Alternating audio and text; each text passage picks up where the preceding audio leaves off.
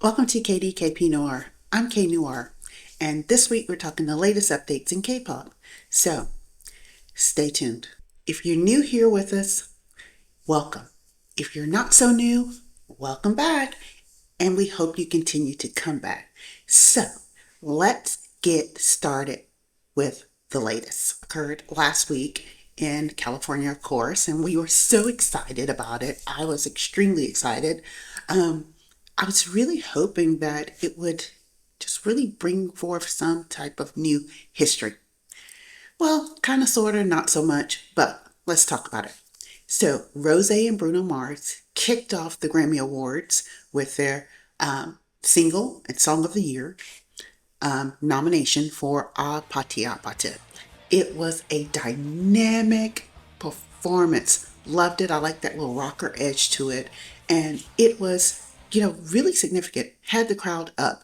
Greatest performance. Generally, if a song kicks off the award show like that, they're possibly getting ready to win either Song of the Year, Record of the Year, something of that sort. That's been the history of the Grammys, but not this year. Unfortunately, that did not happen for Rose and Bruno Mars. Some people felt like they were snubbed. I think it was just a tough group of categories they were nominated in. There were great artists across the board. I do wish they would have come home with one of them because that song was huge, not just here in the States, but I mean, like worldwide. So, kind of makes you wonder if this is what it's supposed to be.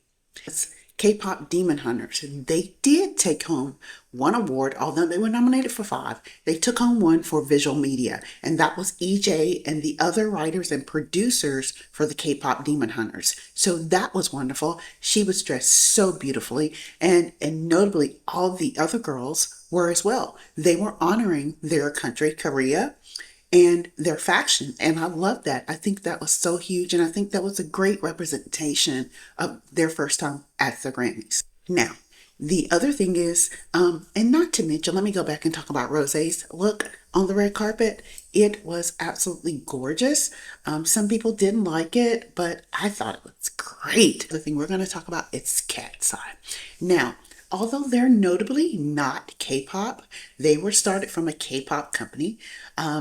And K-pop Dream Academy, but they are a girl global group, and they really signified that at the Grammys. They were dressed pretty much in symmetry, as people would like to call it, and for me, it was very reminiscent, old school Destiny's Child, when Tina Knowles, who is Beyonce's mom, used to design their looks, and she made them kind of symmetrically in accordance with each other so that one look played off the other look for their entire group. So that's what it reminded me of. Some people liked it, some people didn't. But at the end of the day, it gave a dynamic performance.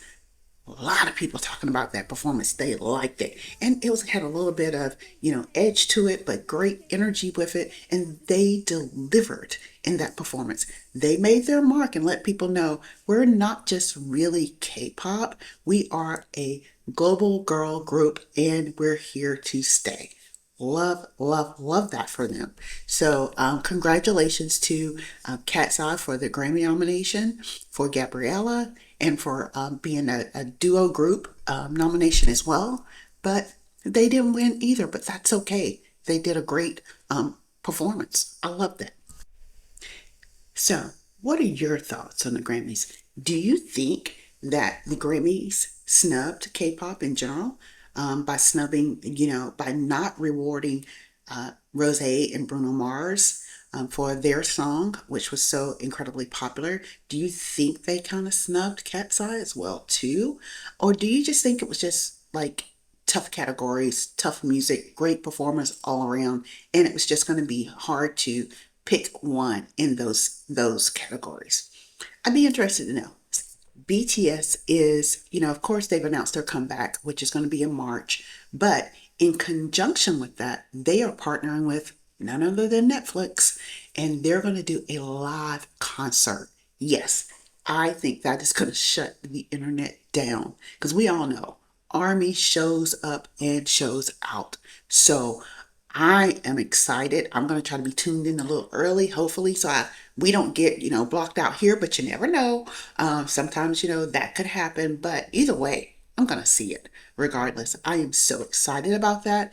I am excited about them coming back. I'm excited about them, partnering with Netflix for this live concert because, again, I think it kicks off what it is that people have been waiting for, what they want to hear.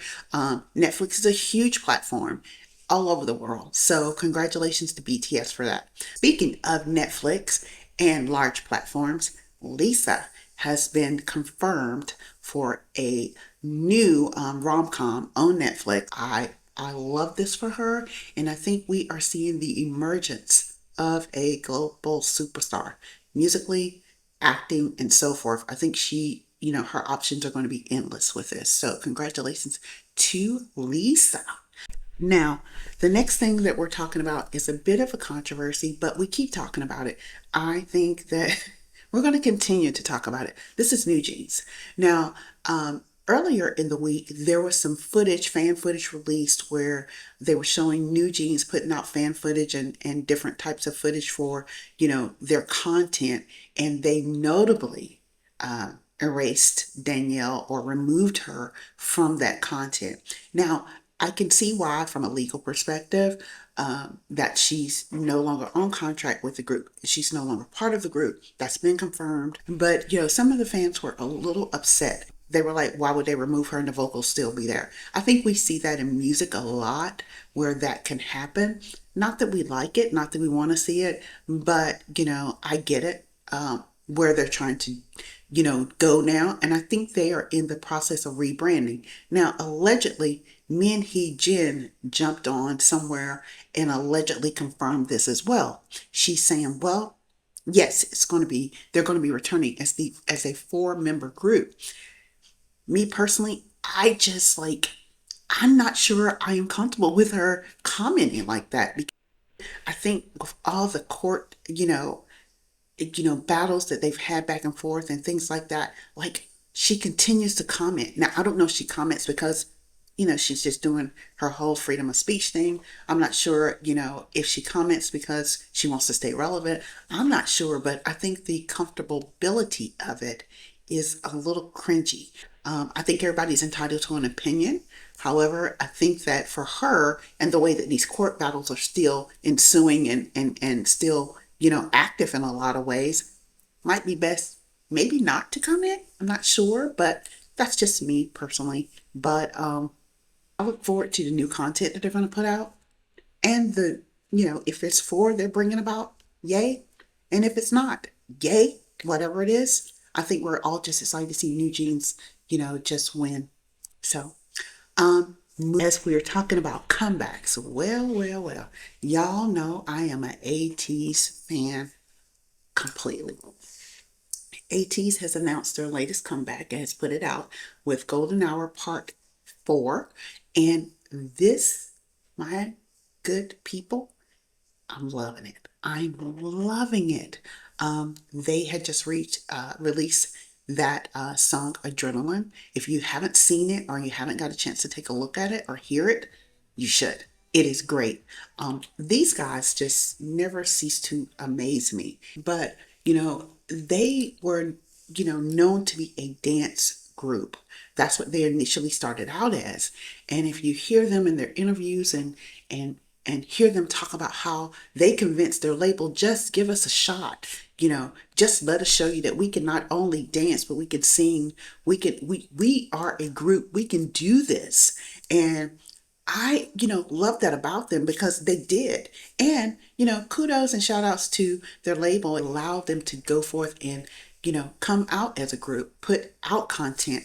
And these guys delivered every single time. I think we've seen them come up and they're on the emergence, as far as I'm concerned, of being global superstars as well, because people love them. They're relatable, down to earth when they, in their interviews. And I think for a lot of people, especially as fans, that's important to know that I can connect with them as they're interviewing. I feel like I'm a part of them, or like I can connect with them. So I love that for them. So congratulations to Ateez on their latest comeback. There's a lot that's going on, in K-pop, and will continue to go on in K-pop. So until then, and until next time, thanks for joining.